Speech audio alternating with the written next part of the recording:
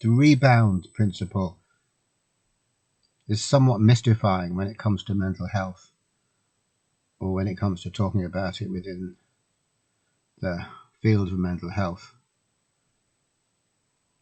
It really is mystifying. People don't get it. And generally speaking, we don't get it either, whether we happen to be involved in the mental health industries or not. People, human beings, generally don't get it.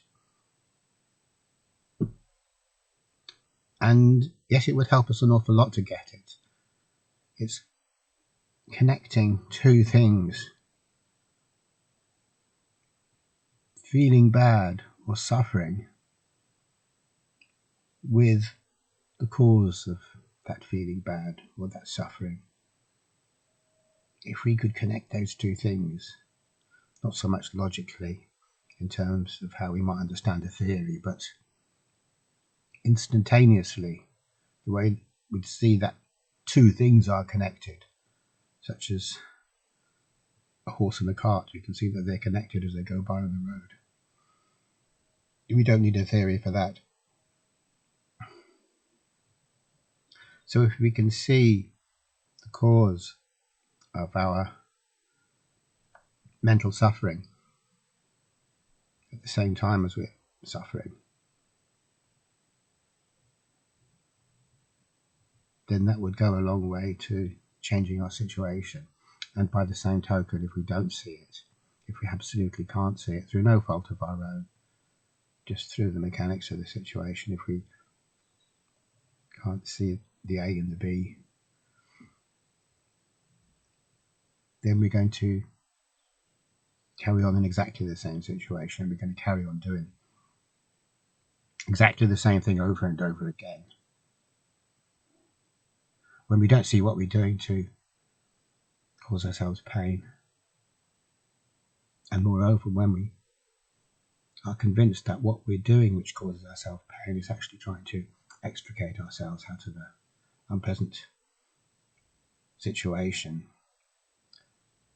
then we're just going to keep on doing it, because in our minds we're doing the helpful thing, the beneficial thing. We're not doing the rebound or backlash creating thing. So that leads us to ask, what is this supposedly helpful thing that we do, that we all believe is helpful, and that the greatest, smartest, most highly qualified psychologists will tell us is the helpful thing to do? And that's very easy to answer. The helpful thing, supposedly helpful thing, is to deliberately try and alter a painful mental state so as to make it less painful. If we can see that that is the cause of the rebound effect, then we wouldn't do it anymore. We wouldn't stop straight away, because habits are a very, very hard thing to change. But we'd stop believing in it, and we'd stop feeding that particular mechanism with our belief. And it would become something that we no longer do as automatically as we do. And eventually we wouldn't do it. If I don't like pain, I'm not going to do something to cause myself pain, generally speaking.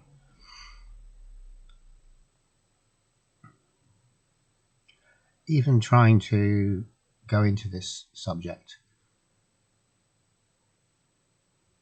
is difficult, because as soon as we hear this particular idea articulated, that there's nothing we can deliberately do to escape a painful mental state, we close off. That, to us, that is the worst news ever.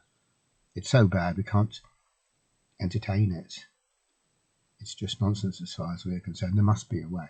There's got to be a way. We all know there is a way. Positive thinking, or, which is an awfully crude thing, but every single psychological tactic all comes down to positive thinking. It's just that instead of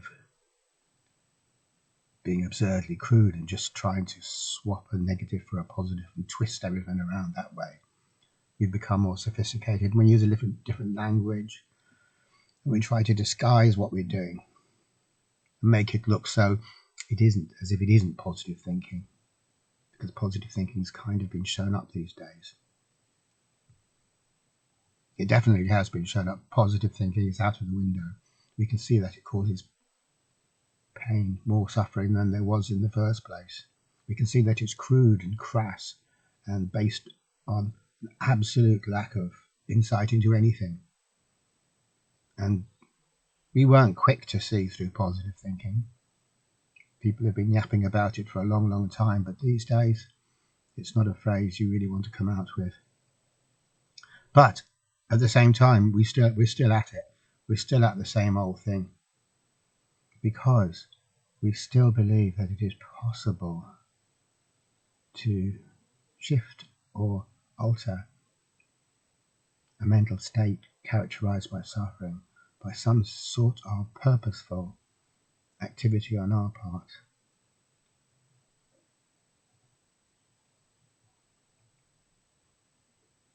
The alchemists call that the way of error. It's the way of error because it doesn't work. And not only does it not work, it exacerbates the pain and adds more suffering to the suffering that we already have. So if only we could understand that all attempts to box clever with mental suffering, to do something, to actually figure out an angle that's going to help us or give us the advantage, if only we could understand that it's all positive thinking, really. It's that same crude old thing. We're trying to change one thing to another. We're trying to change a pain-creating way of looking at the world or behaving in the world or interacting with the world to a way which is, as people say, adaptive, that helps us to get on rather than causing us immediate pain and not improving our situation.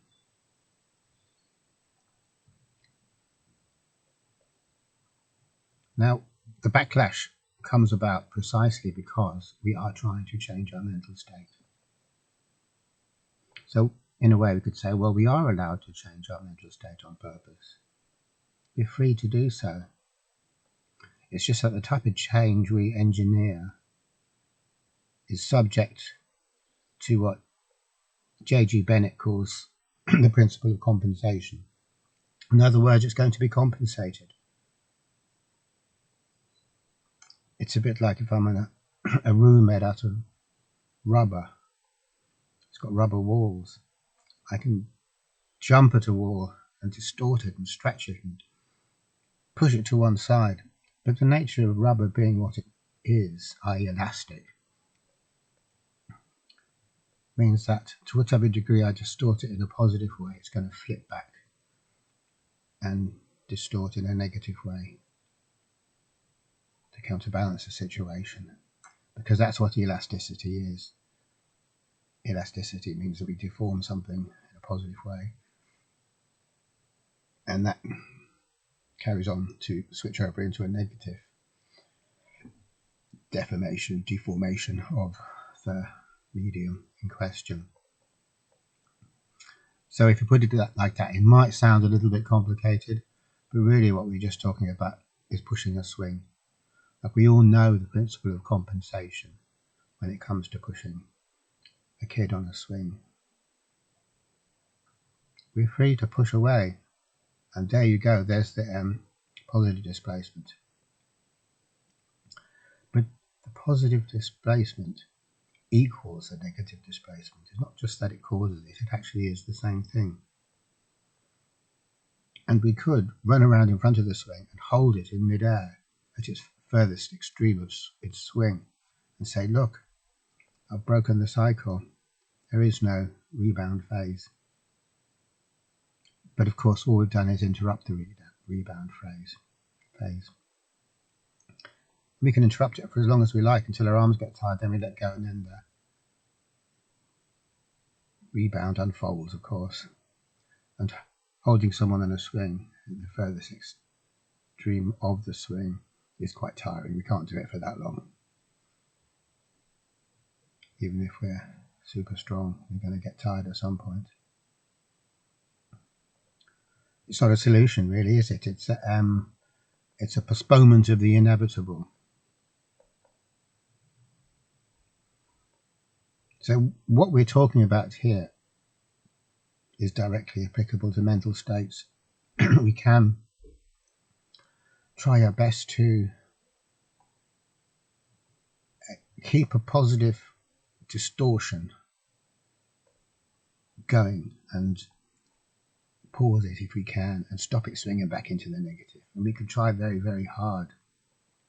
And we can have varying degrees of success depending on how much effort we put into it or how clever we get about it. But all of our cleverness and all of our heroic efforts really isn't worth a damn, because the thing about postponing the inevitable is that even before the inevitable happens, there's suffering. Because on a deep level, we know that we're not really getting anywhere. We're just kidding ourselves that we're getting somewhere. And so when it comes to postponing the inevitable, the best thing to do is not postpone it. Because that way we're free. We're free from the need to put off something happening that absolutely is going to happen. And of all the situations that we could be in, the situation of trying really hard to stop something happening that absolutely is going to happen, it's not a good situation to be in. All of the life that we have when we're doing that isn't life. We're in a waiting room. It's paused life. It's life that isn't happening. We've interrupted it because we're afraid. And so that's what fear always does. It always interrupts life. You say, hey, stop. And we are free to do that. We are free to say, hey, stop. Sometimes we won't be able to, and it'll happen anyway, which is a blessed relief. More often than not, we can, through our mental activities, freeze things and create a kind of a false reality of our own, made up of our own thoughts, in which this change, the change which is life, doesn't happen. Which is the same thing as the Buddhist idea of impermanence, the idea that we really, really don't like impermanence. And so we try and make things permanent instead. And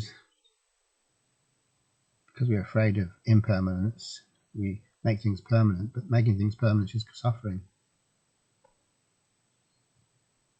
Because it's not a genuine thing, it's not really going anywhere, it's just an exercise in denial. And we all know that there's no way to have a great time or to enjoy life through being in denial. Through being in denial, that really isn't the way to do it. So the point of this meandering is to say that we do have a power to stop the painful thing happening that we want to happen, or perpetuate that state of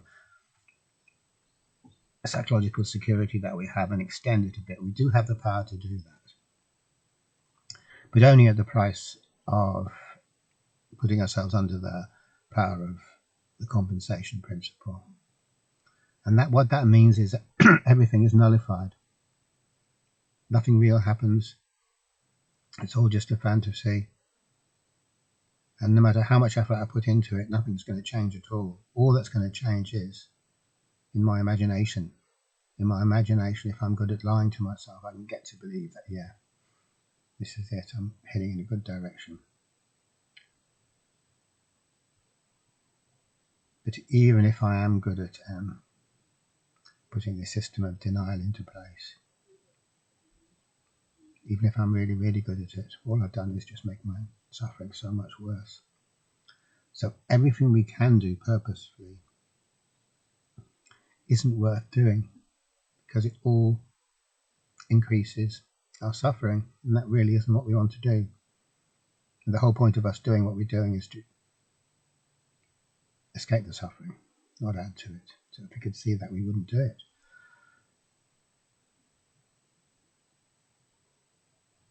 Collectively, though, we're very, very far indeed from seeing that. Our whole way of life is based on this idea that this power that we have to deliberately or purposefully intervene is a real power, not some kind of pain-producing make-believe power. So what that all comes down to is positive psychotherapy. Positive psychotherapy is a kind of a mockery, really, because whilst we all assume this stance or role that we're helping, we're doing the exact opposite. We cannot do anything to change a painful mental state, or a mental state that is characterized by suffering. All we can do is see that we can't change it, as I started off by saying, which isn't really a positive act, in as much as I can't turn it into a little formula or theory that I read and say, okay, now I'm going to see that there's nothing I can do to deliberately exit a painful mental state. If I say that I'm trying a new trick in order to make things better, and that doesn't work. The only thing that can work is not when I deliberately look at things in such a way so as to obtain a benefit or an advantage, but when, in a very deep, profound way, I'm no longer looking for benefit or advantage. And that's a very hard thing to sell, because it sounds like despair. Nobody likes despair. You can't market despair in the same way that you can strategies for obtaining good mental health and managing our emotions and all the rest of it. All of that kind of stuff is great to market.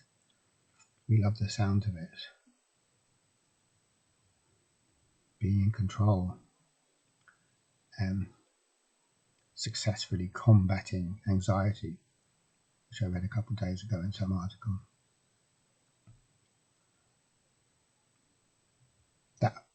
That appeals to us, or it would appeal to us if we didn't have the necessary insight to realize that it's bullshit. But then when we try and market despair, having absolutely no hope for the future at all, even the best advertising agency in the world is going to have problems with that.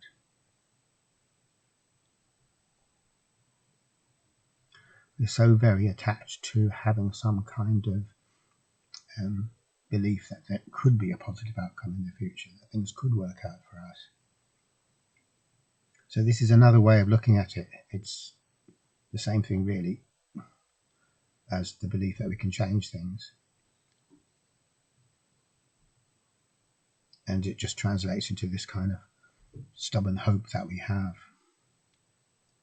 Maybe this will work. That kind of thing. So this kind of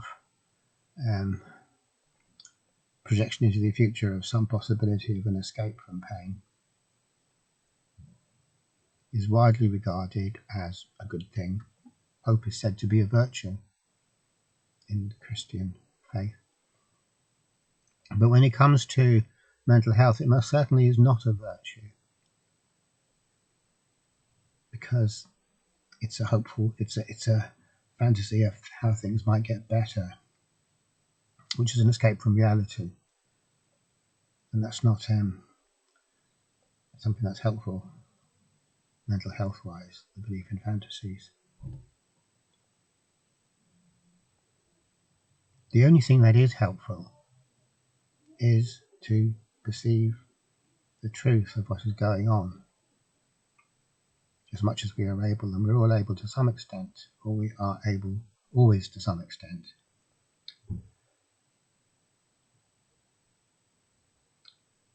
And perceiving the truth of our situation, or realizing that we do feel as bad as we do feel, doesn't have any projections of some future outcome in it. Seeing the truth has nothing to do with the projection of future outcomes. That's an escape from truth. So truth is a thing that we don't want to confront, and our perennial human activity is to run away from the truth.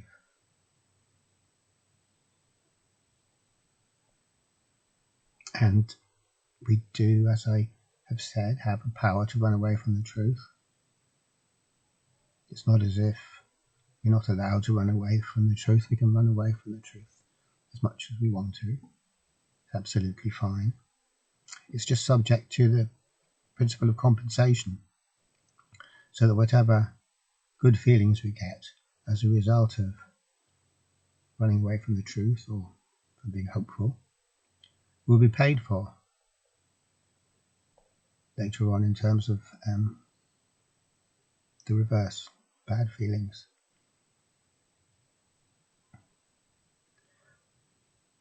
And then we're back to square one again. So we're going around in a circle. And going around in a circle,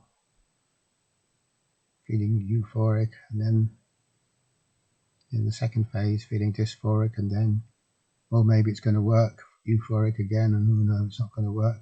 Round and around and around. Doing that is a whole new type of suffering. It's a subtle sort of form of suffering. It's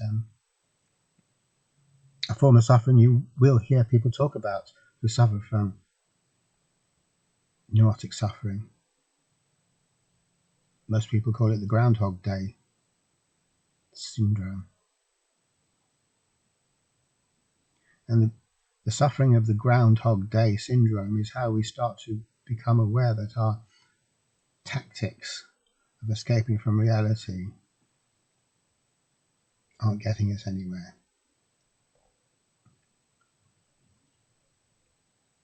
So when we do see reality just as it is, without any hopes for it to be different, without any belief that we can change it,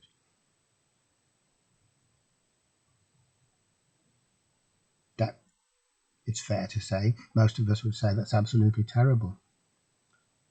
That's the end of the line. That's a really bad thing. But of course, that's just because we're seeing it invertedly.